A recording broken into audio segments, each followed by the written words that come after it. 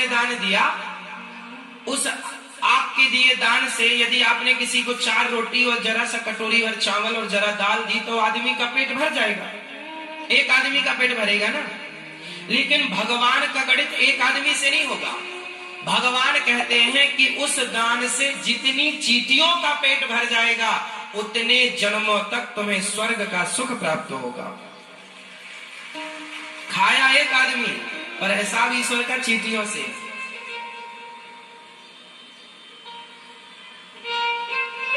इसलिए राजा रंतिदेव के बारे में आपने सुना होगा, सुना है? हमारे यहां एक राजा हुए हैं रंतिदेव, 64 दिन से भूखे थे, बेटा, पत्नी और स्वयं रंतिदेव।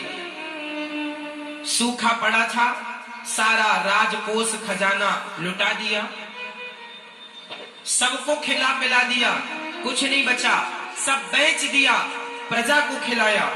सब देने के बाद अब स्वयं भूखे,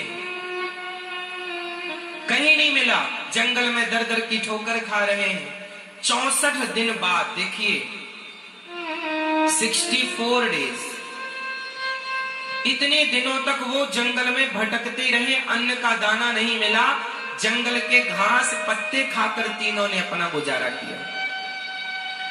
65वें दिन वो एक गांव में गए, वहां भंडारा चल रहा था, अन्न क्षेत्र, तो वहां उन्हें खीर और पूरी का प्रसाद मिला, तो तीनों ने लिया और नदी के किनारे तीनों पत्तल लेकर भगवान को भोग लगाकर खाने वाले थे कि एक चांडाल अपने कुत्तों को लेकर आया। चांडाल बोला, भैया हम बड़े भूखे हैं, 16 दिन से कुछ नहीं खाया। रंतिदेव ने कितने दिन से नहीं खाए? 64, और सामने वाला कह रहा मैं 16 दिन से नहीं खाया। तो रंतिदेव ने अपनी थाली, भैया तुम खा लो, देखिए खुद भूखे हैं, भूखे रहकर तुम खा लो। चांडाल ने शुरू किया खाना। पत्नी बोली पति से, आप अपनी थाली मत दो, मैं अपनी देती हूं। पत्नी ने दे दिया। चांडाल ने दोनों की थाली उड़ा ली, दोनों की खा ली। बोला कि अब मेरा कुत्ता भूखा, ये भी बड़ा भूखा। तो छोटा सा बच्चा था, उसने अपनी थाली खिसकाई और तीनों पानी पीकर नदी का और भगवान का धन्यवाद बोले, हे प्रभु आपका धन्यवाद। तो चांडाल ने पूछा कि आपको तो खाने को मिला नहीं, अब आप धन्यवाद ईश्वर का क्यों दे रहे हैं, आप तो भूखे। रंतिदेव ने कहा, मुझे अन्न नहीं मिला तो क्या हुआ, कम से कम पेट भर पानी तो मिला, जो मिला उसका धन्यवाद ईश्वर को दे रहा हूं। और जब ये कहा तो चांडाल नहीं था, वो भगवान उस रूप में आए थे।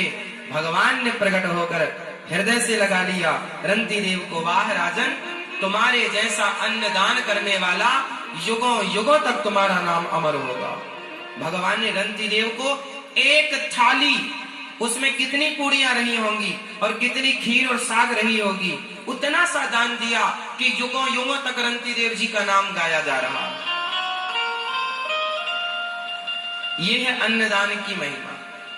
इसलिए गौरी गोपाल भगवान का जो अन्न क्षेत्र चलता है, गौरी गोपाल भगवान की रसोई में जो हजारों संत भक्त प्रसाद लेते हैं, ये पुरुषोत्तम माह है। आप भी एक दिन की प्रसादी अपनी ओर से बंटवाकर अन्नदान से जुड़िएगा। दिया हुआ दान